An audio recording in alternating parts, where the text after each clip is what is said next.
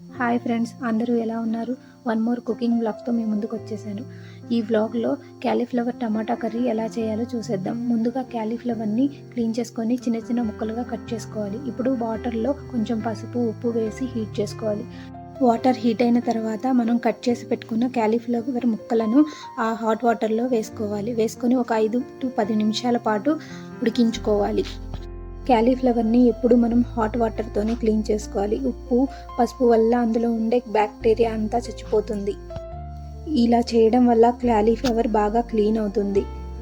10 నిమిషాల తర్వాత hot water నుంచి క్యాలీఫ్లవర్ ముక్కలను సపరేట్ చేసుకోవాలి.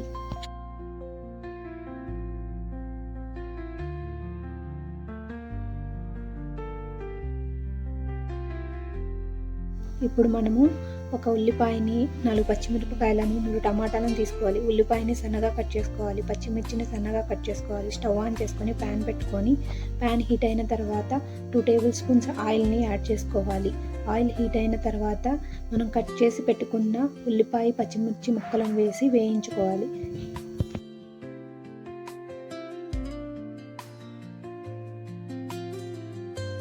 ఇప్పుడు ఈ పచ్చిమిరపకాయలు, ఉల్లిపాయల్లో చిటికెడు పసుపును, రుచికి తగినంత ఉప్పుని యాడ్ చేసుకొని ఒకసారి కలుపుకొని బాగా మగ్గే వరకు మూత పెట్టి ఉడికించుకోవాలి.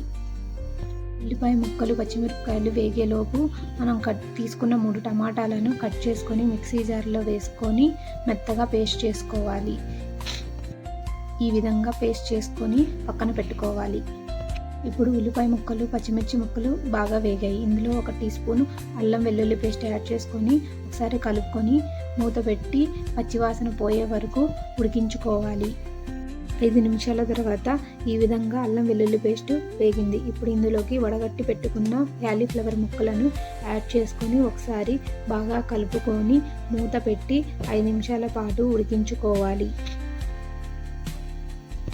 5 నిమిషాల తర్వాత క్యాలీఫ్లవర్ ముక్కలు బాగా మగ్గాయి. ఇప్పుడు ఇందులో రుచికి సరిపడినంత కారం వేసుకోవాలి. వేసుకొని ఒకసారి కలిపి మళ్ళీ 5 నిమిషాల పాటు మూత పెట్టి ఉడికించుకోవాలి.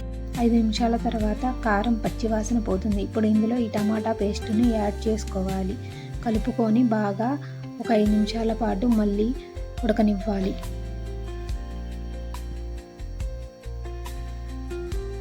5 నిమిషాల తర్వాత ఈ విధంగా ఉడుకుతుంది. ఇప్పుడు మనం క్లీన్ చేసి కట్ చేసి పెట్టుకున్న కొత్తిమీరను యాడ్ చేసుకోవాలి. అంతే, ఎంతో టేస్టీ రుచికరమైన క్యాలీఫ్లవర్ టమాటా కర్రీ రెడీ.